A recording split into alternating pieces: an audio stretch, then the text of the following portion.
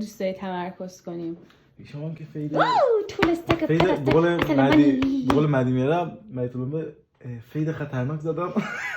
نه خب این آقا یک پسر کوچولویی بود که من لاستیکشو عوض کرده بودم در بچگی، اما الان اینقدر بزرگ شده.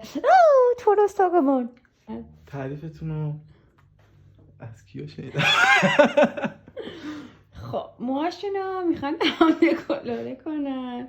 سطنه بچرخونیم این سمت، بریم که داشته باشیم یک پایان کار جذاب بی‌نظیر بلوند پلاتینه میخوان انجام بدن. پذیرایی هم داریم ازشون، بفرمایید. من سریعتر شکلاتش بخورم تا نبوری.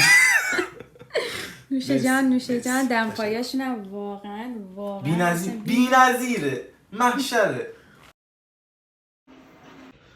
ببین دست سبکه. ببین پیش ما که بیایی. کوچولو روی من. واو چی ساختم. اوه رفیق چیز قدش میاد.